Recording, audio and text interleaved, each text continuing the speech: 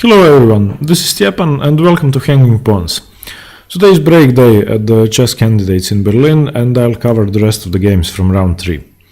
In this game, Fabiano Caruana had white pieces against Shakhriyar Mamedyarov, and both players were at 1.5 points out of the first two rounds before round 3, which is a great result. Fabiano opened with pawn to e4, and we have the first Sicilian of the candidates. Mamedyarov boldly plays c5, not going for a slow opening, but showing that he's here to fight even with the black pieces. Knight to f3 by Caruana, the open Sicilian. He accepts the offer for an attacking game and doesn't go for knight to c3 lines or c3 or d3 lines, some slower variations of the Sicilian. We have d6, the main line, d4, c takes d4, knight takes d4, knight f6, knight to f3 by Caruana, and a6 by Mamedyarov. The Najdorf Sicilian, probably the most popular variation in chess in general, and one of the most analyzed as well. An opening which is a favorite of top GMs such as Maxim Vacher, Legrave and many others, but still not an opening played at the very top level too often, as it produces crazy double-edged volatile positions, much like the one that occurred in this game. And usually players at tournaments such as the candidates will go for the Roy Lopez or the Italian, something slower and less risky. The most common moves for white in this position are either bishop to g5, bishop to e3 or bishop to c4, but Caruana goes for f3, which is one of the most aggressive variations of the Najdorf and a well-trodden theoretical line in which each side tries to smash through to the opponent's king faster, and each tempo is absolutely crucial. And Mamedyarov replies with the best and the most often played move in this position, e5, challenging the knight on d4, forcing it to go to b3. This is the only square for the knight. We have bishop to e6, bishop to e3, normal developing moves, bishop to e7 and queen d2. These are the main moves in this variation, and here this is the first crossroad, one could say. Black could go for 3 different options which are all equally good, either castles kingside, h5 or knight b to d7, and they all lead to completely different types of positions. Mamedyarov chooses knight b to d7, and Caruana plays the main move and the most aggressive move, which keeps white's initiative, and if black isn't careful it could increase it rapidly. He plays g4, and in this exact position before g4, that's the only move that actually makes sense. Okay, you could play h5 as well, but g4 is the best move, and since you've already committed to having a double-edged position, g4 is the best way and the fastest way to attack. And in this position, Mamedyarov plays castles. And here Caruana could go for the relatively safer castles long or the hyper-aggressive g5. He plays g5. We have knight to h5, which is the best move, trying to slow down white a bit, and Caruana castles long. And this is considered the starting position of this variation of the Najdorf, one could say. It's a well-known position with many high-level games played, I think over a few hundred. And white has a clear plan of pushing on the king side, and black wants to smash through on the other side of the board, on the queen side. And it's one of rare openings in which a single tempo could make an immense difference, and if you slow down for a second, get scared or go on the defensive, it could cost you the game. Mamedyarov replies with b5, of course not waiting for a single move to attack Caruana. Knight to d5, using the thematic outpost in many Sicilians, d5, created by black c5 advance. And we have bishop takes d5 and e takes d5, taking with the pawn. Caruana couldn't have taken with the queen because the g-pawn is attacked twice, and Mamedyarov would have simply played bishop takes g5, grabbing a pawn. Another and perhaps the bigger benefit of taking with the e-pawn is the open diagonal, which is created for the white squared bishop now, and it can now transfer to d3 if needed and target the already weak h7 square. Mamedyarov plays f6, trying to disrupt white's attack. Caruana takes. We have bishop takes f6, of course not taking with the g-pawn. And king to b1, another thematic move for this position. Caruana gets the king out from the potential danger which could come along with the c-file, and it often does in the Sicilian. Knight to f4, using the outpost and the fact that white no longer has the g-pawn. Rook to g1, Caruana is on the offensive and he seems to be a bit faster than Mamedyarov. Mamedyarov also tucks his king away with king h8. and bishop to d3 using the newly created diagonal for the bishop and targeting h7. And he's willing to give up the bishop pair in exchange for the strong knight posted on f4, but it's debatable which piece is better actually. Bishop to g5, reinforcing the knight, and knight to a5 by Caruana. The best move, and it shows how good Caruana's understanding of the position is.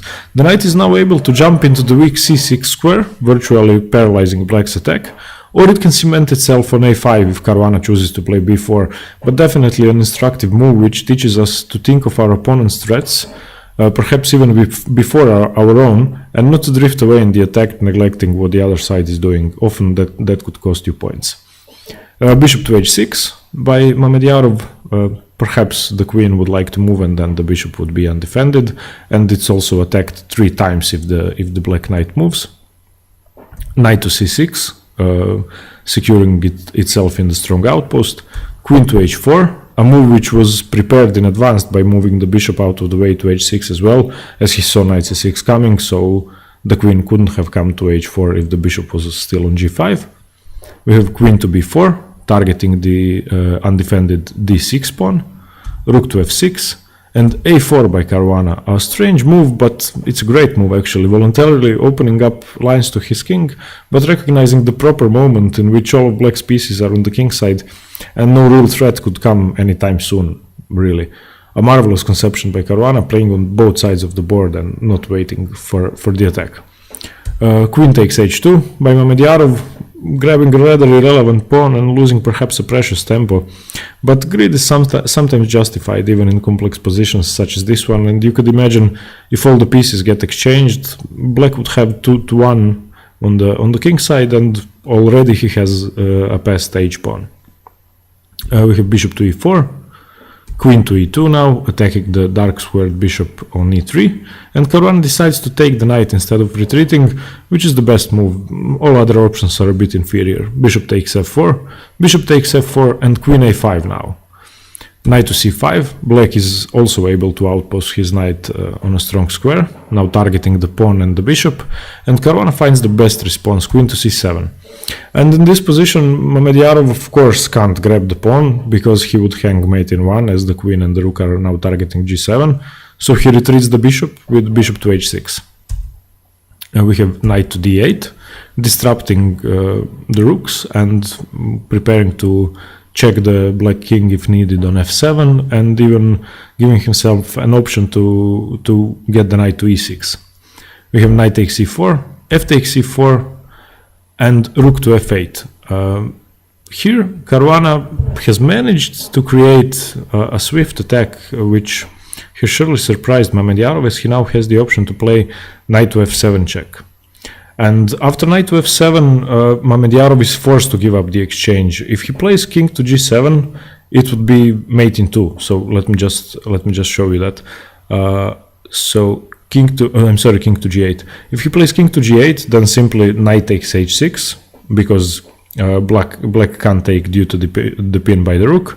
King h8 and queen to g7 checkmate. So after knight f7, Mamedyarov has to take the knight. He plays rook takes f7. We have queen takes f7 and rook to c8. Now threatening mate in 2 himself if Caruana isn't careful. So Caruana defends with rook to c1. And we have queen takes e4 by Mamedyarov, and the material is now equal. He has 2 pawns for the exchange, but Caruana stands a bit better practically and positionally speaking.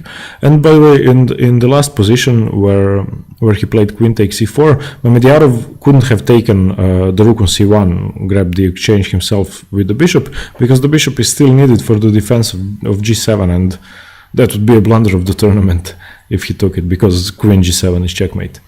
We have rook g to f1, threatening mate with queen to f8, because queen f8, rook f8 is checkmate. The back rank is weak. Bishop to f4, disrupting the connection of the queen and the rook and indirectly defending f8. Rook to g1, now again threatening to checkmate on g7. Bishop h6, rook to f1. Caruana is surprisingly perhaps considering a draw in this position, even though he is a bit better. And rook to g8 by Mamedyarov, not repeating and going for a draw, even though he is a bit worse. Rook c to d1, defending the d pawn, and b takes a4. So now 3 pawns up for the exchange. Queen to e7, targeting d6 again, queen g6 defending, rook to f8, now trying to trade rooks, bishop g5, attacking the queen, but white can interpose, rook takes g8 and trade the rooks first, king g8 and queen d7, getting away from the stare of the bishop, and h5 by Mamedyarov, realizing that pawns are meant to be queened, and it's becoming a bit scary for Caruana as it's not clear how the pawns can easily be stopped. We have rook to g1 by Caruana, pinning the bishop to the queen, e4, queen takes a4, grabbing a pawn, e3, the pawn is getting closer, queen takes a6, Caruana still has a bit of time to clear some of Mamedyarov's queenside pawns, but the e-pawn is looking more and more menacing. Queen to f5, trying to hurt the pawn to the e1 square and perhaps going to attack the rook on f2. Queen a8 check, king h7 and queen e8. Caruana is finally tending to the dangerous e-pawn by getting behind it. Bishop to f4, queen to e6. And Mamedyarov could have traded queens as he is in time to stop white's e-pawn, but instead he pushed on with g6. We have rook to f1, pinning the bishop again, king g7, and now queen takes f5, g takes f5, c4, bishop g3, rook to g1 and h4. And here in this position Mamedyarov's pawns look really scary, and it almost looks unstoppable for one of them to become a queen, and it may seem strange, but in this complicated position the players agreed to a draw, which is definitely disappointing after such an exciting game. Black visually looks much better, perhaps even winning, but Caruana is in time to match his king to the defense and stop the pawns from queening. And here is an example continuation that, well, not an example continuation, the only continuation that could have occurred, because all the moves are absolutely forced for both sides. So white would have to play king to c2 and e2, king d2, e1 queen, rook takes, bishop takes, king takes, f4, king f2, king f6, king f3, h3, and now of course white can't take the f4 pawn because the h pawn would be too far away and unstoppable, so he goes and creates a pass pawn of his own, b4, and black has no time to hurt the f and the h pawns because white is able to march his pawns up the board and queen, so king f7, c5, d takes c5, b takes c5, king e7, he has to get close to the pawns, c6, king d6, and here they would have to repeat because neither side can take the pawn. White can't take f4 without losing, and black can't take d5, so king f2, king c7, king f3, king d6, king f2, king c7, and so forth and so forth. This would be a repetition and a draw, and this is how the game would have ended. Definitely this is the only variation possible, and the fact that both players calculated this deep is amazing. That's more than 15 moves. So this is definitely one of the most exciting games of the candidates tournament so far, but unfortunately it ended peacefully. And so far, after the first 3 rounds, Vladimir Kramnik, aka the wildcard, is currently the sole leader with 2.5 out of 3, which is astonishing, and I must say, at least for me, completely unexpected. I considered him to be an underdog due to his age and the fact that he is the only player who didn't qualify directly but was chosen to play by the organizers, which I think would surely affect lesser players and perhaps even influence their play. Right behind Kramnik are Mamedyarov and Caruana with 2 points, each with 2 draws and a win. Liren and Grischuk are at 1.5. Karjakin and Aronian are surprisingly at only 1 point after 3 rounds, and Wesley is having a horrible candidates tournament so far. He is in last place and he only managed to draw 1 game against Liren, and he lost to Caruana and Grischuk. And for tomorrow's game, I definitely can't wait to see if Kramnik will continue his winning streak in round 4, but also if Wesley can finally pick himself up a bit and do something. Okay everyone, thanks very much for watching. I hope you got something from this game. Cheers, and stay tuned for more videos from the candidates. Bye!